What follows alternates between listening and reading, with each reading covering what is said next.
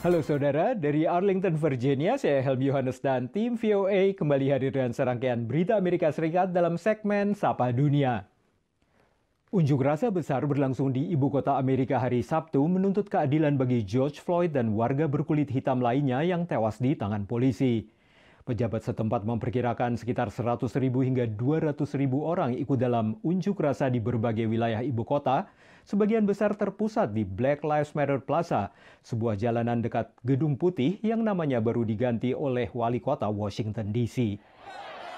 Saat ini kami sedang berada di Pennsylvania Avenue, salah satu jalan yang paling padat didatangi oleh para demonstran di Washington DC pada hari Sabtu. Jika Anda melihat berbagai ras etnis turun ke jalan bersama-sama menyuarakan Black Lives Matter atau hidup warga kulit hitam di Amerika Serikat itu bernilai.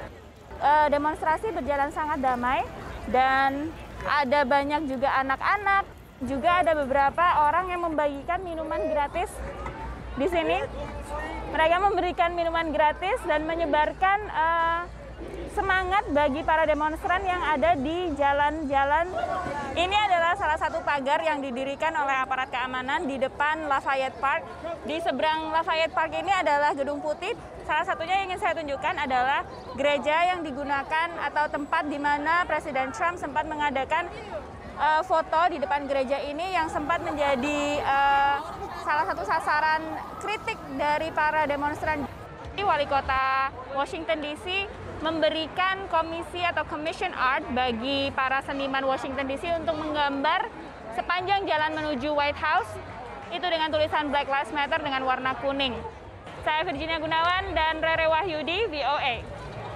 Sudah 2 pekan terakhir banyak warga Amerika turun ke jalan untuk memprotes ketidakadilan rasial dan brutalitas polisi. Apakah gelombang unjuk rasa ini akan berhasil membawa perubahan? Kita ikuti laporan berikut. Ini hanya salah satu dari sejumlah upacara peringatan George Floyd yang berlangsung di Minneapolis Kamis lalu. Sementara di ibu kota AS, anggota Senat dari Partai Demokrat mengheningkan cipta selama 8 menit 46 detik untuk mengingat tiap detik Floyd ditekan lehernya dengan lutut Derek Chauvin. We gather here in solemn reverence to not just mark his tragic death, but to give honor to his life. Para pembuat kebijakan AS angkat suara. Untuk sementara, perbedaan pandangan politik dikesampingkan. It's a long overdue wake-up call to the country that there are too many of these cases where African American men die in police custody under fairly brutal circumstances.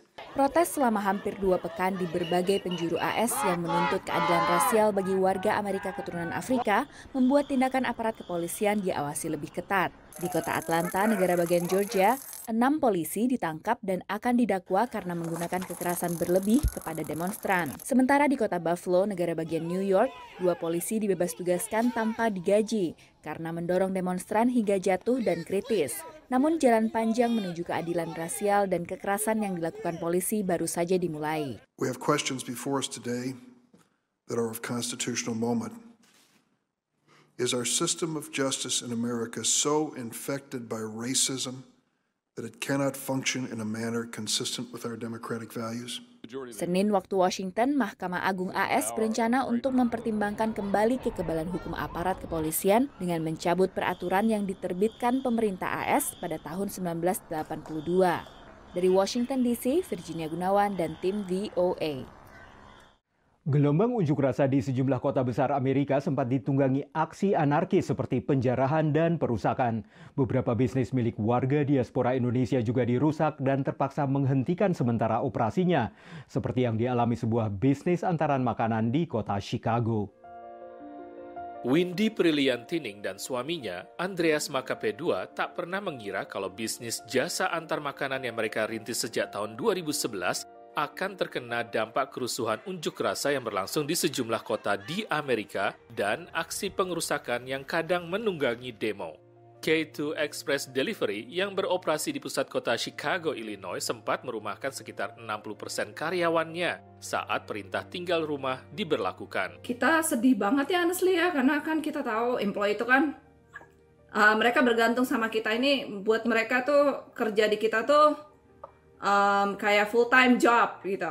Nasib serupa juga dialami pelaku bisnis diaspora Indonesia lainnya seperti Vivid Coffee, pemilik Dua Coffee di Washington DC, dan Jazz Pasai, pemilik restoran Bali Kitchen di Manhattan, New York. Namun berbeda dengan restoran yang umumnya memiliki asuransi untuk mengganti kerugian fisik, Windy tak dapat begitu saja menutup kerugian pada bisnis delivery-nya. Kita masih coba mikir gimana caranya supaya help restoran owner dulu. Gimana pun juga kita nggak akan jalan kalau restoran owner tuh nggak jalan. Walaupun menambah beban biaya, Windy bahkan memutuskan untuk memberi sedikit bonus bagi para karyawannya yang penghasilannya tergantung dari ongkos delivery dan tips. It is what it is ya. Ini racist atau injustice tuh di semua negara pasti ada lah. Saran saya sih cuman have faith. Kita pasti bisa, kita bisa bangkit lagi. Keyakinan yang sama juga diungkapkan oleh Jazz. Bangkit lagi, kita tunjukin bahwa keyakinan positif dan sebagainya itu akan selalu keluar sebagai pemenang.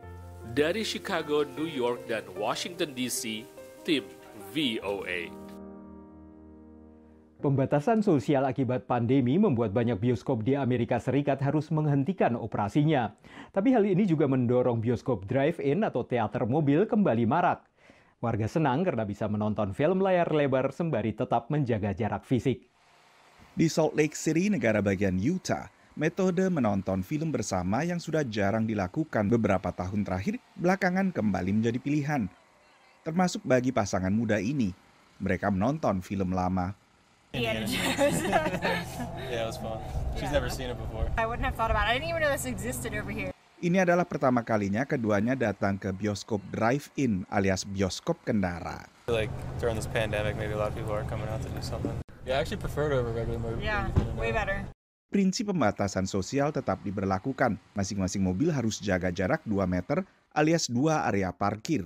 This is probably actually maybe my 4th or 5th time out of my house in 2 months. I don't know that I'm really interested in going to a movie theater with a bunch of people yet. I'm planning to come back at least next week to come and see another one. I didn't know. I was told like 3 years ago that you needed to be super early.